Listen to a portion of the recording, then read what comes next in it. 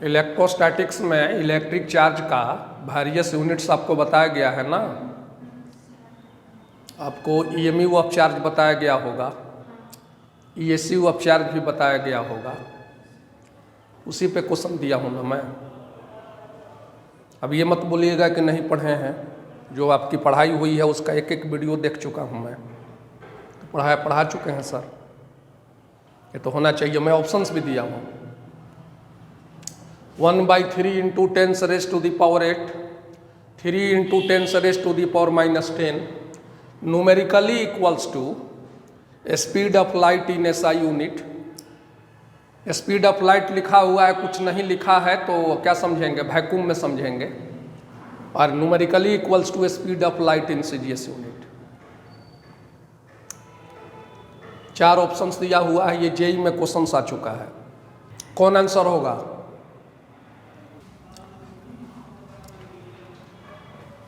क्या प्रॉब्लम है इसमें?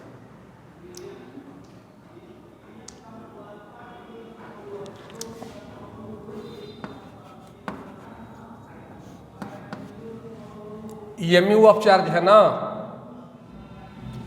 1 ईएमयू ऑफ चार्ज है।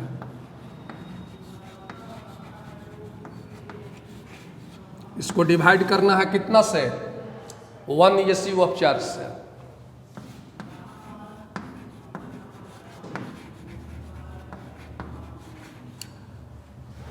दोनों डिफरेंट यूनिट है, कैंसिल आउट तो होगा नहीं। तो ऐसा करते हैं कि दोनों को सेम यूनिट में कन्वर्ट कर दे रहे हैं। इसको भी कूलम में कन्वर्ट कर दे रहे हैं, इसको भी कूलम में कन्वर्ट कर दे रहे हैं। तो बताया गया होगा कि 1 coulomb equals to 1/10 AB coulomb. बताया गया है ना। वही AB कूलम को EMU ऑफ चार्ज बोलते हैं, इलेक्ट्रोमैग्नेटिक यूनिट। तो 1 EMU of charge equals to how much coulomb? 10 coulomb. कितना हो गया ये? 10 कूलम। फिर बताया गया होगा स्टैट कूलम, उसी को ESU ऑफ चार्ज भी बोलते हैं।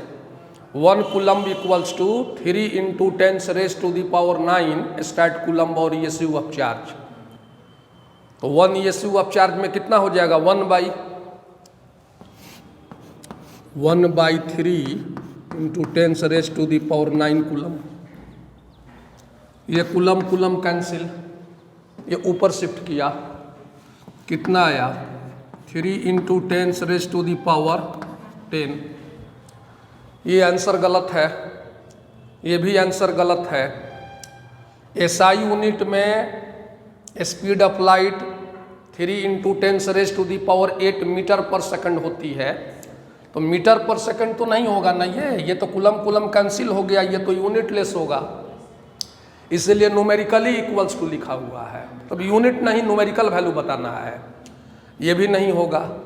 और CGS यूनिट में कितनी होती है लाइट की स्पीड? मीटर को सेंटीमीटर में चेंज कर दो। तो 10 टू द पावर 8 है तो 100 सेंटीमीटर और हो गया। तो 3 into 10 raise to the power 10 हो गया। कितना रहा है? 3 into 10 raise to the power 10। Answer कौन गया? डी।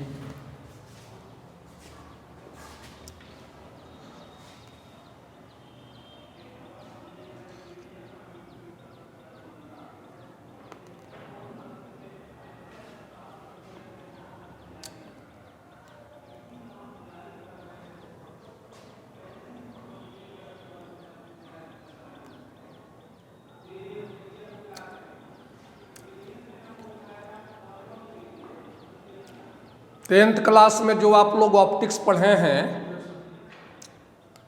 देखिए 9th की जो फिजिक्स है वही पढ़ना है आपको 11th में,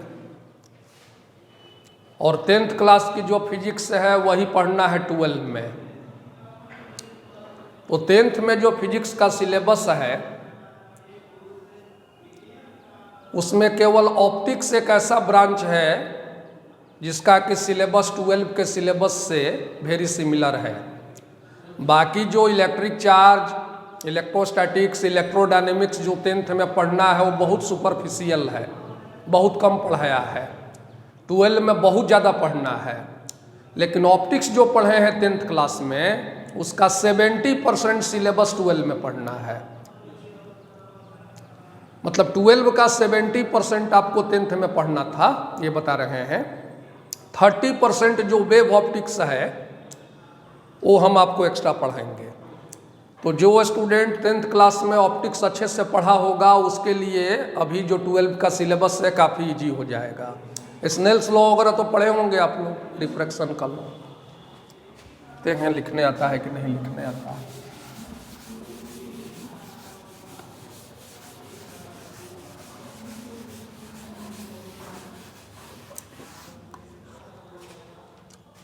एक चीज बताइए तो बाबू, वाटर कैसा मीडियम है? ये रेयरर मीडियम है कि डेंसर मीडियम है? वाटर। कहने का मतलब ये है कि जब तक रेयरर मीडियम डेंसर मीडियम वगैरह नहीं पता होगा बेसिक, तो स्नेल्स लॉ वगैरह कैसे अप्लाई करेंगे? हाँ जी बताइए, जिसे पूछेंगे वही बोलेगा। Vacuum is no any medium. Vacuum तो मीडियम है नहीं, तो मीडियम से ही कंपेयर करेंगे ना, वैक्यूम से कैसे कंपेयर करेंगे?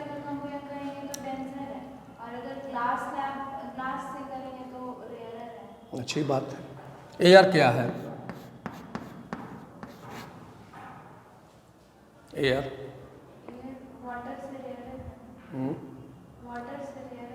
वाटर से और किससे डेंसर?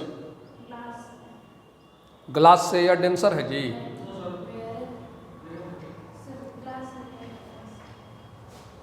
वाटर को आपने बताया कि water is a rarer medium with respect to glass and water is a denser medium with respect to air.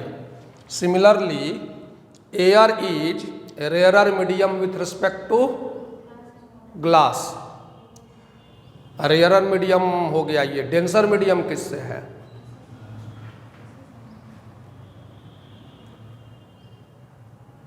Air क्या है? डेंसर मीडियम है कि रेयरर मीडियम है? इसमें कंपेयर नहीं कीजिएगा। कहीं कंपेयर कर रहे हैं, कहीं कंपेयर नहीं कर रहे हैं। क्या हो रहा है? डायमंड क्या है?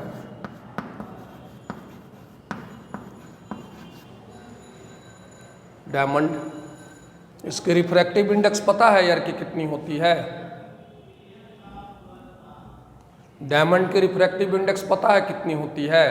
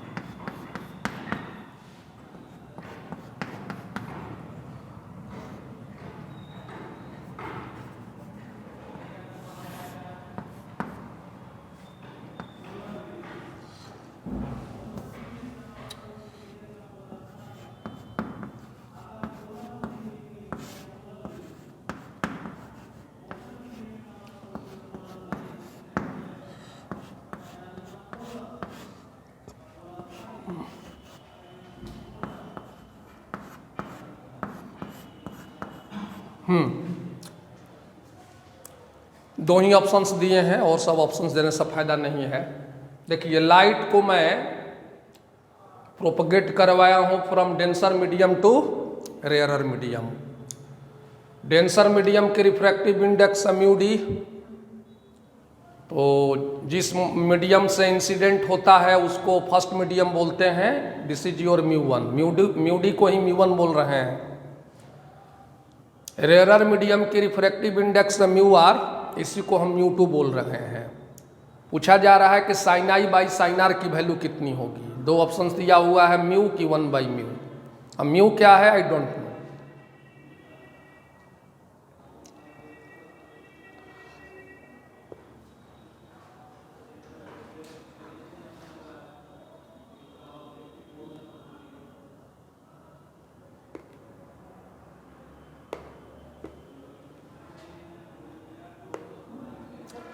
स्नेल्स लॉ पढ़े हैं ना, सारा 10th लेवल का क्वेश्चन है। देखिए दो ऑप्शंस ही है ना, तो कोई एक स्टूडेंट ए बोल देगा, दूसरा बी बोल देगा, तो किसी ना किसी का तो राइट हो ही जाएगा। तो राइट करने से नहीं होगा ना, अभी हम पूछेंगे ना कैसे हुआ, बताना पड़ेगा। बता दीजिएगा तो हम समझेंगे कि आपका सही है।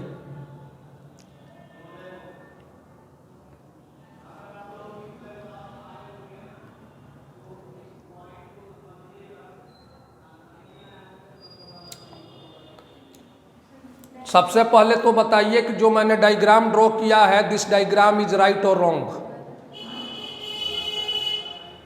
अरे बाबू तो बोलना चाहिए ना।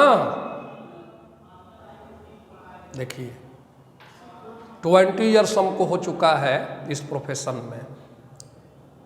दूसरा टीचर को आपकी साइको पकड़ने में हो सकता है कि 2 दिन 5 दिन का समय लग जाए, मैं 2 मिनट में पकड़ लूँगा। किसी ने बताया कि सर डायग्राम ही गलत है, मैं जानबूझकर डायग्राम गलत ड्रॉ किया हूँ। क्वेश्चन तो बाद में बनेगा, अरे क्वेश्चन का आंसर तो बाद में आएगा। किसी ने बोला कि सर डायग्राम गलत है या गलत बोलने की ताकत नहीं है, तो थोड़ा सा हिंट दीजिए, बोलिए कि सर थोड़ा डायग्राम, इतना भी बोलिएगा तो हम समझ जाएंगे कि आपका है ना, आपने पकड़ लिया है। डेंसर से रेयर मीडियम में जाएगी लाइट, तो टुवर्ड्स नॉर्मल बेंडिंग होगी कि अवे नॉर्मल बेंडिंग होगी? अवे नॉर्मल बेंडिंग होगी ना। मैंने टुवर्ड्स नॉर्मल बेंडिंग किया हुआ है, ये डायग्राम गलत है कि नहीं? ये आपके लिए दिया गया था, जानबूझ के मैं दिया था। तो देखिए ये डायग्राम गलत हो गया।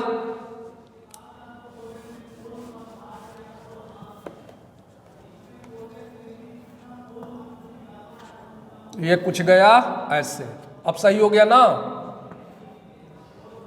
ये इसका ओरिजिनल डायरेक्शन था।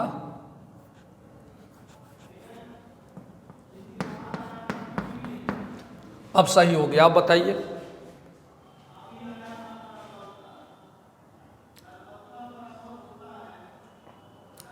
कैसे लिखे स्नेल्स लॉ? हाँ बोलो, स्नेल्स लॉ को कैसे राइट करते हैं?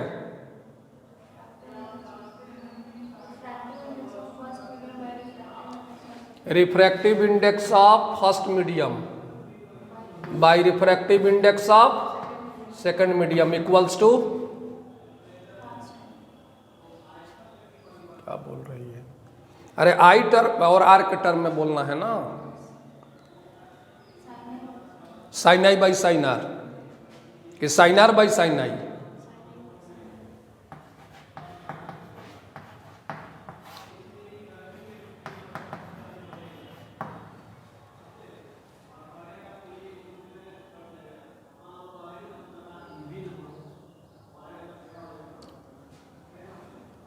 ये μ1 बाई μ2 होता है कि μ2 बाई μ1 होता है?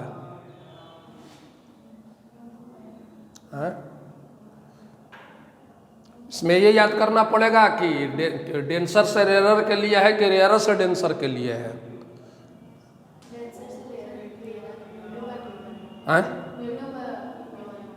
रेयर से डेंसर होगा तो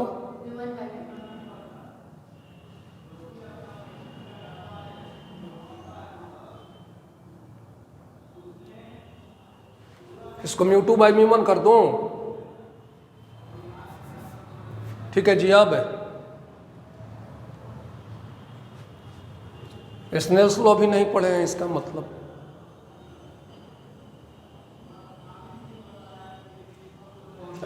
अरे ये तो बाबू ये 12 का सिलेबस नहीं है ना, ये तो यही सब मुझे पढ़ाना है, ये तो 10th में ही पढ़ना है।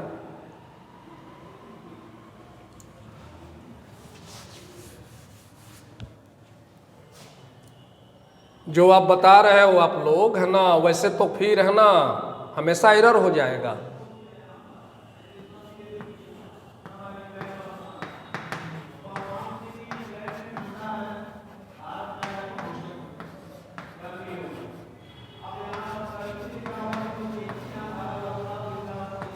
ये होता है ना mu into sine theta constant होता है। Refractive index of a medium into product of refractive index of medium and sine angle of incidence और sine angle of refraction is constant. Snell's first law of refraction states that the product of refractive index of a medium and sine angle of incidence or sine angle of refraction is constant। अगर ये आपको पता है तो कभी error नहीं होगा। कोई बोल रहा है याद किया है μ1 बाई μ2, कोई बोल रहा है μ2 बाई μ1, ऐसे तो नहीं होगा। आइए, फर्स्ट मीडियम का रिफ्रैक्टिव इंडेक्स कितना है?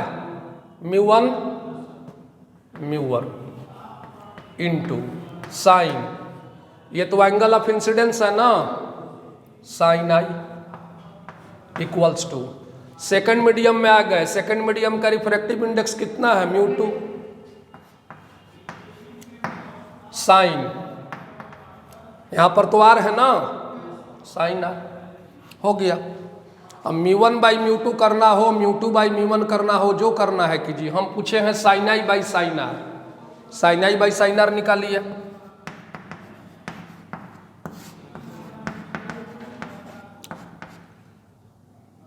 कितना हुआ? μ2 बाई μ1। μ2 किस मीडियम का है? रेयर मीडियम का। और ये μ1 किस मीडियम का है? डेंसर मीडियम का। तो इसको कैसे लिखेंगे? μrd, refractive index of rare medium with respect to denser medium, यही ना होगा। तो ये कितना हो जाएगा यहाँ पर?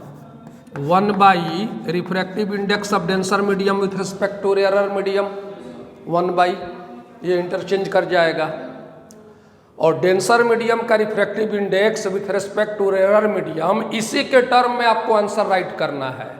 ऐसा नहीं कि μ1 बाई μ2, μ2 बाई μ1 कुछ भी लिख दीजिएगा, अलाउड नहीं है। आपको आंसर μdr के टर्म में राइट करना है, और इसी को म्यू बोलते हैं। म्यू का मतलब जो मैंने म्यू दिया ना आंसर में, यही होता है, ये जानना पड़ेगा। तो I can write this 1 by mu. इसका आंसर हुआ बी। सर म्यू भी तो हो सकता है ना, म्यू भी तो हो सकता है। क्या? तो ए भी तो हो सकता है ना, क्योंकि वहां पे कौन सा? ए कैसे होगा? आर बाई डी, मतलब डी बाई आर में ही हमेशा रहना चाहिए। नहीं समझी बात, अभी तो बता दी हम आपको। मैं बोला मतलब इसी फॉर्म में चाहिए, और इसी को म्यू बोलते हैं। मान लो कि अगर हम ऐसा रूल नहीं बनाएंगे तो कोई भी आंसर दे सकता है। आपका answer refractive index of denser medium with respect, मान लो तुम्हें ही ना पूछी कि ये भी तो हो सकता है आंसर, यहां भी तो म्यू आ रहा है। तो ये रेयर मीडियम का refractive index with respect to denser medium है ना, इसको म्यू नहीं बोलते हैं, इसके टर्म में नहीं देना है आंसर। आपको आंसर देना है इसके टर्म में, इसके टर्म में, इसको बोलते हैं म्यू। कहाँ है? वहां पर लिखा हुआ है, वहां पर लिखा है कुछ। बात समझ में आ गई? तो ये है स्नेल्स लॉ, बना लीजिए, लिख लीजिए स्नेल्स लॉ। ये सब पढ़ाएंगे हम आपको। तो प्रीवियस क्लास में मैंने आपका इंट्रोडक्शन का क्लास लिया था फिजिक्स का। इंट्रोडक्शन के क्लास में मैंने आपको फिजिक्स को इंट्रोड्यूस किया, फिजिक्स को डिफाइन किया, फिजिक्स का वेरियस ब्रांचेस मैंने बताया, उसमें 11th का सिलेबस बताया, 12 क्लास की फिजिक्स का सिलेबस मैंने बताया आपको। 12 फिजिक्स में कौन कौन सा ब्रांचेज आपको पढ़ना है, ये सब कुछ मैंने डिस्कशन किया। एंड लास्टली किस ब्रांच का कितना वेटेज है 12 बोर्ड के एग्जाम में, ये भी मैंने डिस्कशन किया। तो 12 क्लास की जो फिजिक्स है उसमें फिजिक्स के कितने ब्रांचेज पढ़ने हैं आपको? 3 ब्रांचेज। कौन कौन?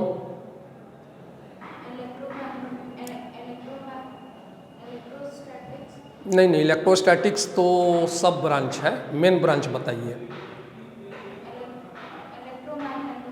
हाँ, इलेक्ट्रोमैग्नेटोस्टैटिक्स, वो तो ब्रांच का नेम तक याद नहीं है बाबू, कैसे काम चलेगा? पढ़ाए थे ना। Electromagnetism second branch, third branch electromagnetism में कौन कौन सा ब्रांच आता है?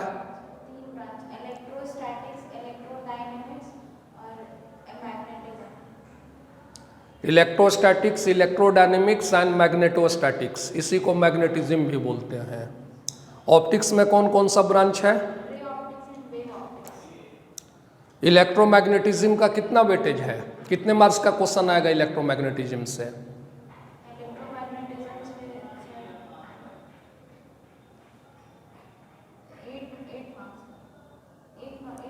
इलेक्ट्रोमैग्नेटिज्म पूरा से 8 मार्क्स का ही क्वेश्चन आएगा, 34 मार्क्स का। ऑप्टिक्स से और मॉडर्न फिजिक्स से? ठीक है, याद है आपको। आज हम लोग स्टार्ट करेंगे optics.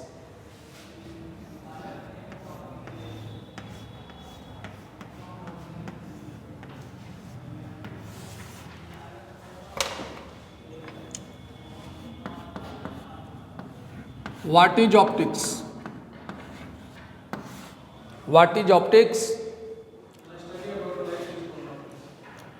Study of light is called optics. सही है, लाइट की जो स्टडी करते हैं हम लोग उस, है ना, जिस ब्रांच में, उस ब्रांच का नेम है ऑप्टिक्स। तो लाइट में तो बहुत कुछ है, तो कुछ थोड़ा सा आपको बताना पड़ेगा कि मतलब लाइट में क्या स्टडी करेंगे। Okay, optics is a branch of physics which deals with a study of all aspects of light. Light का हर चीज स्टडी करेंगे ऑप्टिक्स में। तो बेसिकली क्या क्या ऐसी बातें हैं, क्या क्या ऐसा इसमें इवेंट है लाइट की, जिसका कि हम लोग ऑप्टिक्स में स्टडी करेंगे। तो लाइट के नेचर का स्टडी करेंगे। लाइट का नेचर क्या है? लाइट रे है कि लाइट वेव है कि लाइट पार्टिकल है? लाइट क्या है जी? रे है कि वेव है?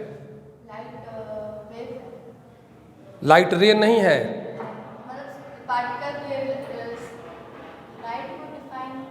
नहीं नहीं, हम जो पूछ रहे हैं उसका बताइए आंसर। लाइट रे है कि लाइट वेव है कि दोनों है? लाइट रे भी है और लाइट वेव भी है, पार्टिकल नहीं है लाइट। तो तीनों हो गया ना, मतलब ये तो ट्रिपल नेचर हो गया लाइट का। लाइट इज ए रे, light is a wave and light is a particle. यही बोलना चाह रही हो ना? ट्रिपल नेचर है लाइट का कि डुअल नेचर है? ये आप लोगों को पढ़ाया जा चुका है। क्या है जी? लाइट रे है कि वेव है कि पार्टिकल है? हाँ बोलिए, जिसको पता हो बोलो। वेव एंड पार्टिकल बोल रहा है। अब इसने बताया कि सर लाइट में 2 ब्रांचेज पढ़ना है, एक रे ऑप्टिक्स, दूसरा वेव ऑप्टिक्स। तो रे ऑप्टिक्स कहाँ से आ गया? जब लाइट रे ही नहीं है तो रे ऑप्टिक्स क्या करेगा? लाइट रे है,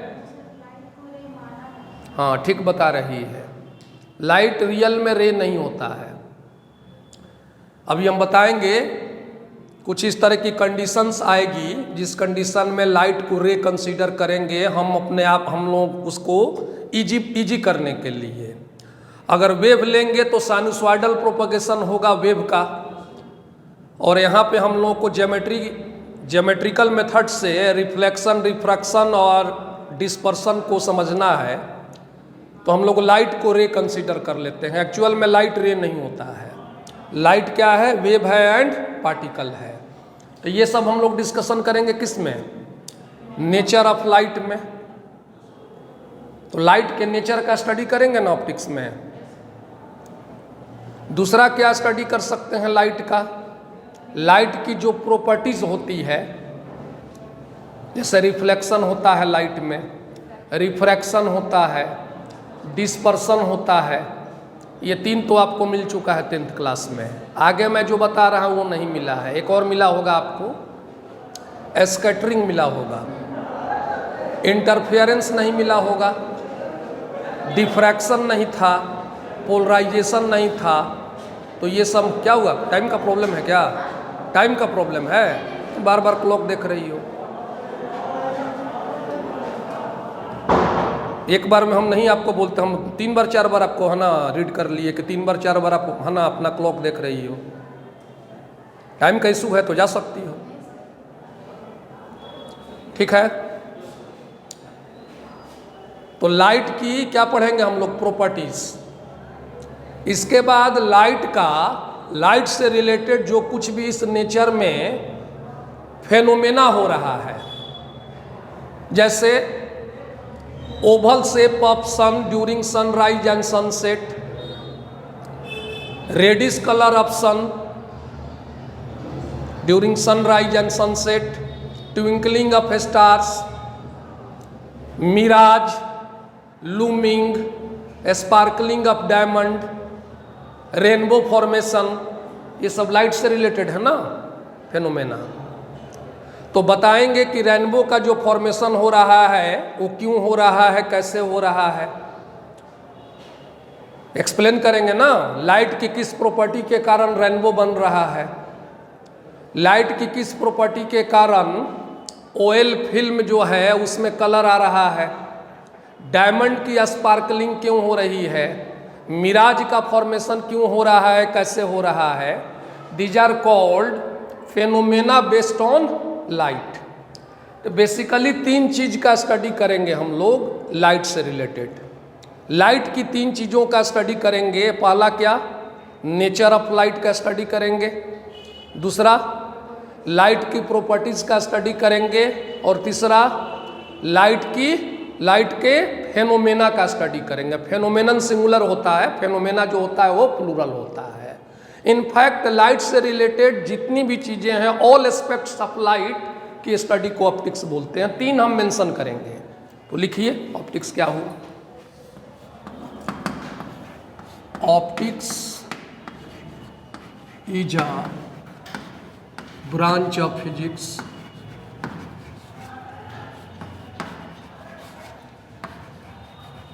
which deals with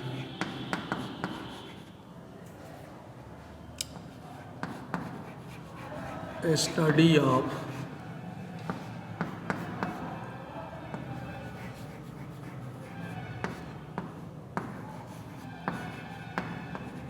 nature of light,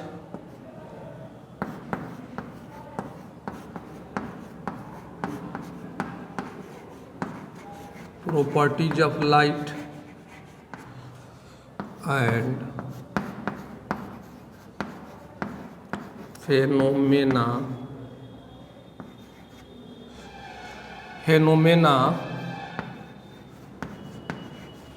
based on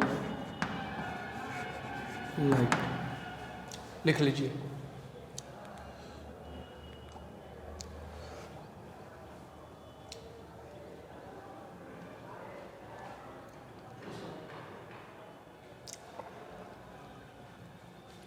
हो गया। अब देखिए ऑप्टिक्स में लाइट की स्टडी करनी है तो एक सेंटेंस में अगर लाइट को डिफाइन करना हो तो डिफाइन करना थोड़ा है ना डिफिकल्ट टास्क हो जाएगा, क्योंकि पूरा ऑप्टिक्स में लाइट की स्टडी करनी है। तो लाइट को डिफाइन करना हो और वो भी लिमिटेड वर्ड्स में, 1 सेंटेंस में, तो थोड़ा टफ वर्क हो जाएगा, क्योंकि लाइट से रिलेटेड बहुत कुछ हम लोगों को पढ़ना है या बहुत कुछ हम लोग जानते हैं। बट डेफिनेशन तो 1 से 2 सेंटेंस का ही होना चाहिए। तो लाइट को हम लोग डिफाइन कर ले, है ना, फिर आगे प्रोसीड करते हैं। लाइट को कैसे डिफाइन करोगे? करो डिफाइन।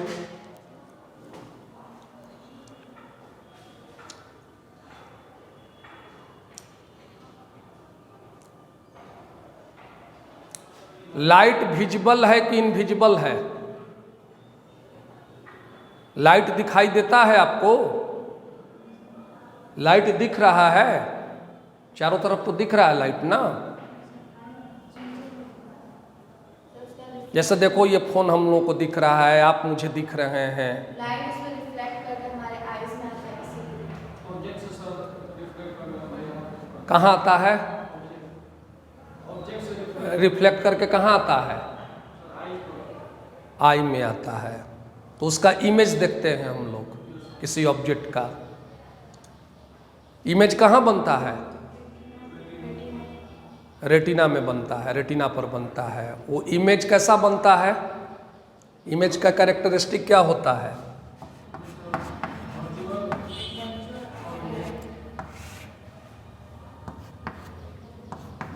Real, virtual.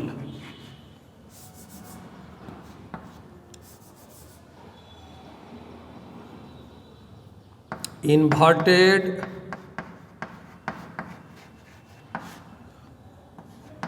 इरेक्ट,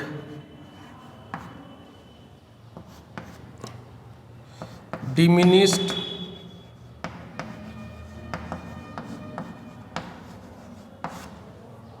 ये नीट में क्वेश्चन आ चुका है। Image formed on retina, 10th में भी ये क्वेश्चन पढ़ना था। रेटिना पर जो हम लोगों का इमेज बनता है किसी ऑब्जेक्ट का, डिमिनिस्ड, इनलार्ज्ड, सेम साइज।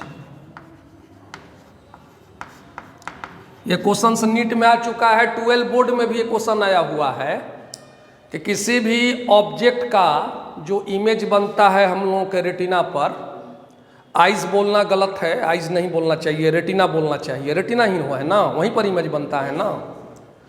आई में तो बहुत सारे पार्ट हैं। तो जो रेटिना पर इमेज बनता है, ये लिख लीजिएगा आप लोग साइड में कहीं, इंपॉर्टेंट क्वेश्चन है। उसका कैरेक्टरिस्टिक बताना है क्या है, रियल है कि वर्चुअल है कि दोनों है, इन्वर्टेड है इमेज कि इरेक्ट है इमेज कि दोनों है, डिमिनिस्ड बनता है मतलब स्मॉल साइज का, इनलार्ज बनता है मतलब जो ऑब्जेक्ट है उससे लार्ज साइज का, और तीसरा है सेम साइज का। ये क्वेश्चन 12 बोर्ड के एग्जाम में भी आया हुआ है और नीट में भी आया हुआ है ये क्वेश्चन। ठीक है, मैं ये क्वेश्चन नहीं पूछता आपसे। अभी मैंने डिस्कशन में कर रहा हूँ, लाइट को डिफाइन करने की कोशिश कर रहा हूँ कि इसमें आपने बोल दिया कि सर लाइट किसी ऑब्जेक्ट से रिफ्लेक्ट करके आइज में आता है। तो आइज में आएगा तो इमेज बनेगा ना, क्योंकि आई में क्या है, लेंस है। कैसा लेंस होता है वो, किस टाइप का लेंस होता है? कॉन्वेक्स लेंस होता है कि कॉनकेव लेंस होता है? कॉन्वेक्स होता है जी। कॉन्वेक्स बोलना गलत है ना, वो होता है इक्वी कॉन्वेक्स लेंस। हाँ खैर चलिए, कॉन्वेक्स भी बोल दीजिएगा तो काम चल जाएगा, है ना। ये बताइए रियल और वर्चुअल में बताइए।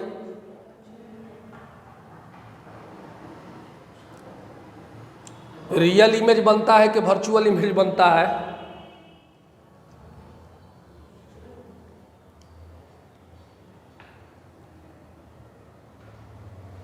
नहीं पता है।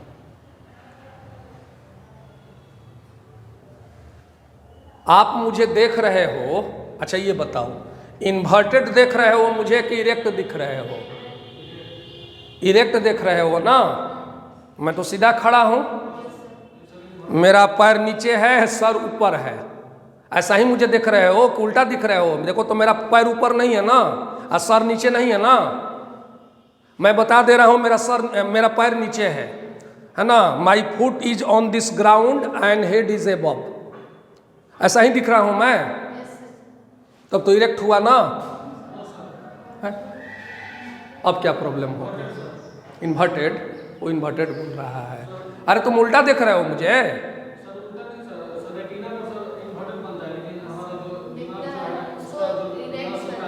हाँ, कौन सीधा कर देता है?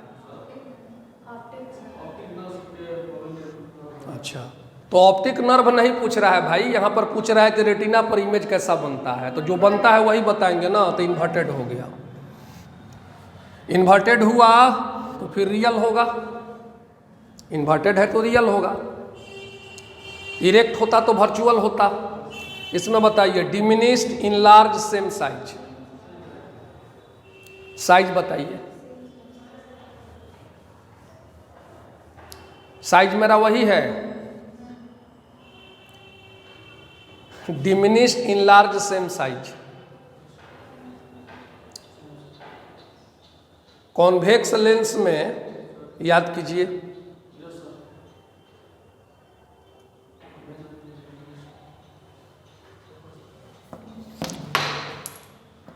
आंसर हुआ डिमिनिश्ड। फिर ब्रेन का फंक्शन है जो किसे है ना सेम साइज को है ना सेम साइज पर दिखाता है। तो इस क्वेश्चन का आंसर हुआ image formed on retina is real, inverted and diminished. लिख लीजिएगा इसको। क्या? हाँ, आइए, लाइट क्या है, जल्दी से 2 मिनट में खत्म करते हैं क्लास। लाइट जो है वो इनविजिबल है। लाइट एक्चुअल में एक वेव है। अभी फोन मेरे पास आया था, हमको दिखाई दिया, कहाँ से आ गया फोन? इलेक्ट्रोमैग्नेटिक वेव के फॉर्म में आया ना। तो इलेक्ट्रोमैग्नेटिक वेव का ही एक मेंबर है लाइट वेव। तो लाइट इनविजिबल है, लेकिन लाइट के कारण किसी ऑब्जेक्ट की विजिबिलिटी होती है। लाइट इज इनविजिबल बट इसी के कारण हमको विजन मिलती है। लाइट के कारण ही ना किसी ऑब्जेक्ट को हम लोग व्यू कर पाते हैं। तो बेसिकली है क्या लाइट? लाइट एक एनर्जी का फॉर्म है जो किसी ऑब्जेक्ट से रिफ्लेक्ट होकर के अगर हम लोगों के ऊपर रेटिना के ऊपर फॉल करता है तो क्या सेंसेशन होता है? किसी ऑब्जेक्ट के विजन का, किसी ऑब्जेक्ट के साइट का। तब इससे ज़्यादा क्या बता सकते हैं एक लाइन के डेफिनेशन में?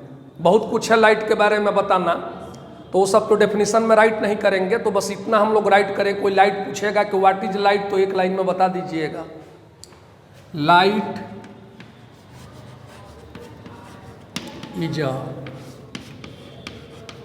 फॉर्म ऑफ एनर्जी whose कैसी तरह से लैंग्वेज बना के लिख सकते हो? इंट्रैक्शन whose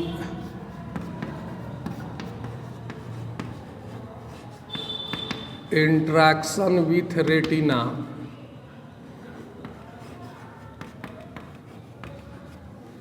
gives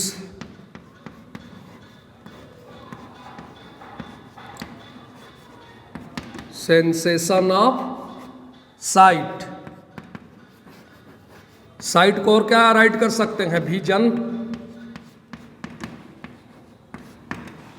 चलिए, तो लाइट का डेफिनेशन कोई पूछे तो एक लाइन में डेफिनेशन आप बता दीजिएगा कि लाइट एक एनर्जी का फॉर्म है। अगर वो उसका इंटरेक्शन रेटिना से होता है, मतलब रेटिना पर अगर वो फॉल करता है तो किसी ऑब्जेक्ट की है ना साइट की सेंसेशन होती है। Give sensation of site of an object. चलिए, टाइम ओवर हो गया। 1 आवर का टाइम बहुत कम होता है हायर क्लास में करने के लिए। कल से आएंगे सीरियसली पढ़ाना स्टार्ट करेंगे। क्वेश्चन वोश्चन देने लगे थे, उसमें टाइम वेस्ट हो गया था। तो क्लास होगा आपका, इतना ही रहने दीजिए। कल हम आपको ऑप्टिक्स के ब्रांचेज के बारे में बताएंगे, है ना। रे ऑप्टिक्स, वेव ऑप्टिक्स, दोनों में क्या डिफरेंस है, रे ऑप्टिक्स में क्या पढ़ना है, वेव ऑप्टिक्स में क्या पढ़ना है।